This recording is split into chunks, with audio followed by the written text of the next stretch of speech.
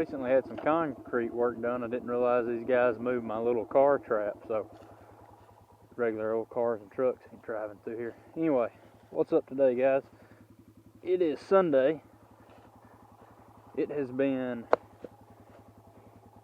pretty much rained or raining all weekend. Today is Sunday. It has quit raining. So I figured I'd get out and putt around for a minute. Kind of do a KLX Ramble ride or something. Not that I got anything important to say.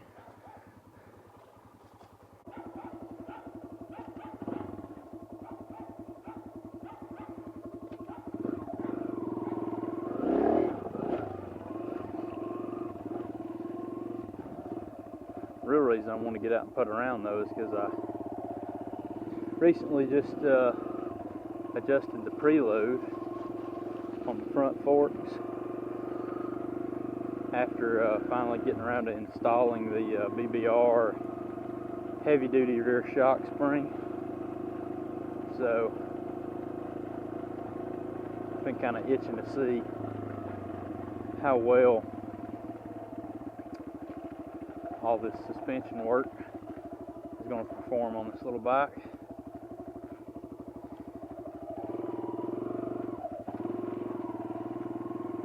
One bit of motorcycling news. I know I'm going to butcher the guy's name, so I'm not even going to try to say his last name. But we did lose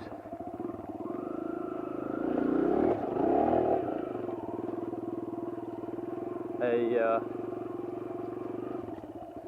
very famous Dakar racer on the 7th stage.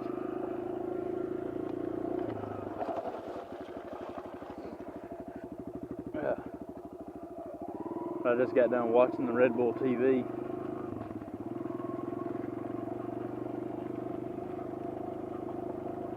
Episode for stage 7. Paulo. And like I said, I'm not even going to try to say his last name. Anyway, we lost a great rider there. They didn't really release too many details about what happened specifically, so that's unfortunate. And I've got something on here that's just like right at the right RPM, just buzzes. That's it. Tank cover. Man, if you watched Supercross last night with some good racing out of St. Louis with what was it, Roxon took the win. I forget who won the 250 class. 250 class I pretty much pulled for Carson Brown to do good. I was really just hoping he would get a direct transfer to the main out of his first heat without having to go to the LCQ, which he did. And then he pulled off a 9th or 10th place finish, 9th I believe, a top 10 finish, which is what I was hoping for. Last week in Anaheim at A1, he did 15th place, I think. But anyway, if you don't know who Carson Brown is, the Brown family is the owners, operators, and designers and all that for BBR Motorsports, which have for the last like 30 years, his dad and uncle were pretty much the brains behind all these trick mini bike and play bike and trail bike suspension upgrades and engine upgrades and just custom builds from frame up and all that stuff. So pretty neat to see that he's doing pretty good in Supercross.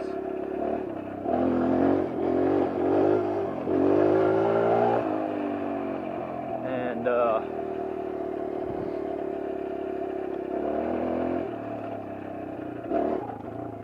hopefully he'll be able to continue to improve. I think the kid's just like 16 or 17. Can't be no older than 17, I'm pretty sure. And it's just his second year racing professionally, or at least professionally in the Monster Energy Supercross. So that's pretty cool. Hopefully he can keep healthy and do well. What else do I have on my mind motorcycle related? Super muddy from all the rain and tornadoes we had over the weekend.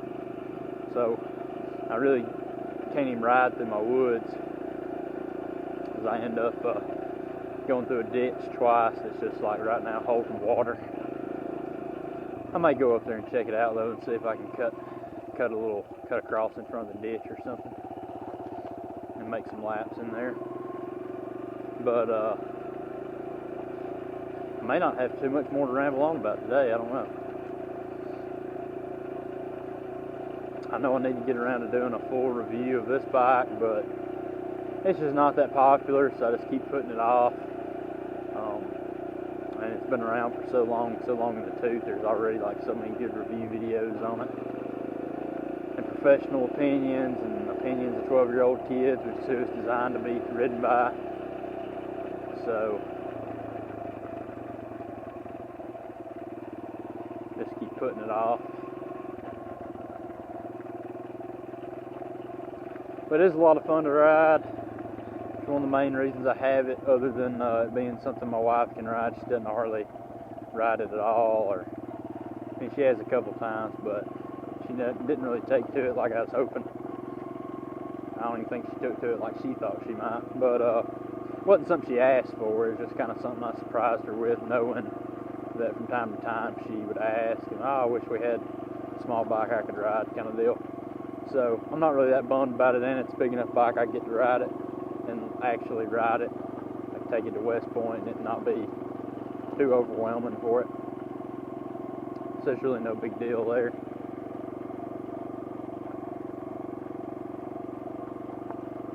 But I do like having it just to put around on, because it is so super low maintenance. I mean, that's one thing that keeps me from getting going out and getting, like, I really want the KLX140 that just come out, 300cc liquid cooled dedicated trail bike with inverted front forks and adjustable rear shock, but the engine's not strung out to within an inch of its life, so it's going to be reliable and low maintenance. That really appeals to me, but at the same time, it's like when I'm here at home and I'm not going off riding at like West Point or wherever else we go, it's just like a full-size bike. It's so hard to ride. I mean, you just don't have room for it, kind of deal. I mean, if you don't have room for it, you don't have room for it. So much easier just to put around on something like this. If my thumb could have found the starter, I might have not even had to put a foot down there. Anyway, it's so much easier to just like tool around on something like this. And this is even more low maintenance than that bike would be. I mean, that's an assumption, but I feel like it's probably an accurate one.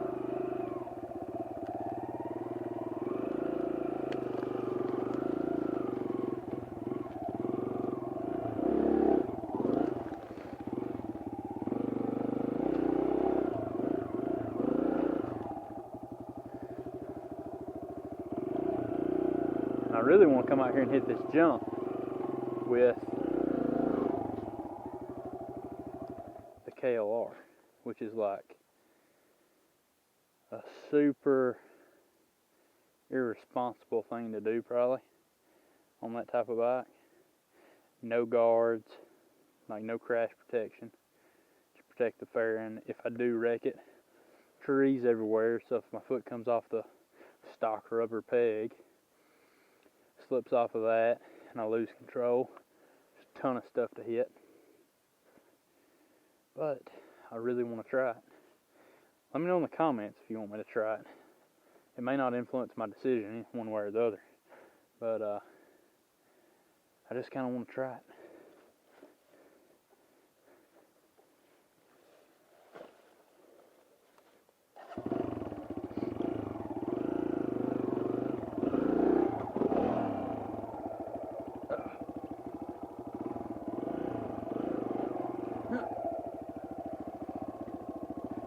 If I didn't even get over this log.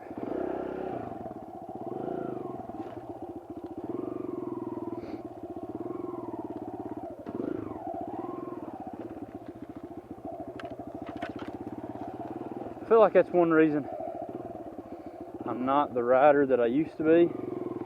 Isn't so much endurance, because my endurance level is absolutely piss poor compared to what it was when I was like a kid or a middle teenager. Don't get me wrong, it is piss poor by comparison. But more so than that, I think the problem is the skill is just gone. Like, it's not gone. I don't know, it's hard to explain what I'm trying to convey. It's not gone entirely. Like, a little bit of riding, and like after just a couple days in a row of going out and riding at, say, like West Point, I feel like I get so much more of my skill back that it's just like it's so obvious to me that it's just coming back, and the speed comes back, and it's not really my endurance that slows me down or hinders me that much. Let's hit this jump. This wood being wet, it's a little less than ideal. A little springy.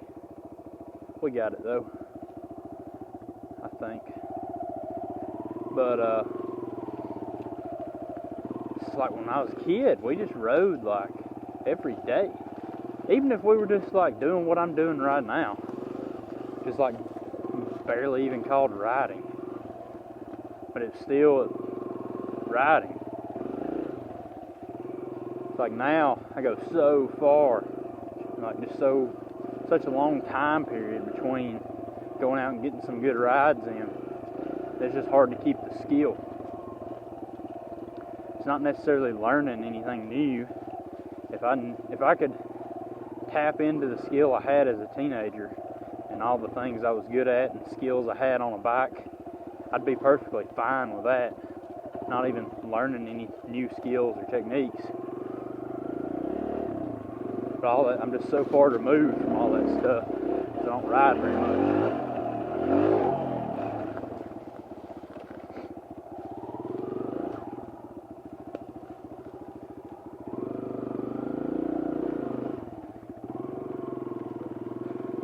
And I guess the skill I retain just comes from the fact that I rode for so long that there's just a certain amount of it you feel like you'll never lose. Like when you learn how to ride a bicycle, you never forget how. You may not be as good at it as you once were, but it's like you still remember how to do it. A certain amount of skill, the more you ride, the more talented you get. Like a certain amount of that I feel like gets locked in to memory, where you never lose it. No matter what, you never lose the ability to do it, barring like some physical injury that prevents you from it. Your mind and your body and your second nature to just do it, whatever that skill is on the bike. It's like if you do it enough and you do it long enough, you lock that in. Like it just never goes anywhere. It's like I couldn't tell you the last time I hit like a big jump on a full-size bike was.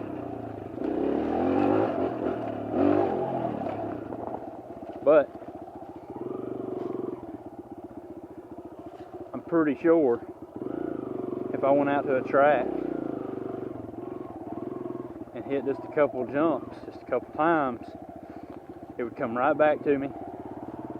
And not just hitting the jump, like knowing how to control the bike in the air, but like some of the small stuff that you did almost every jump, like little scrubs and whips, like that kind of stuff, it just falls right back into place if you've done it enough, and you can lock it into memory.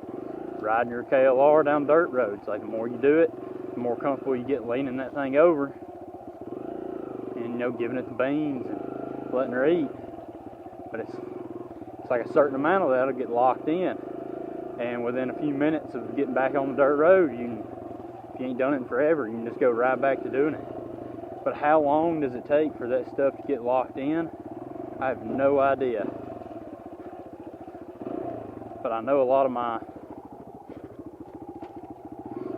my dirt bike skills are there, and it doesn't take much riding to tap back into them.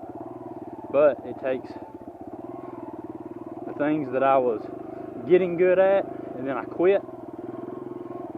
I know what it feels like to be good at that, but it's not locked into memory, because I never did it enough, or I was just learning it as I was quitting riding or whatever. Like some of that stuff, it's like I know I can do it, but I can't do it. Haven't been doing enough riding to be there with it yet. So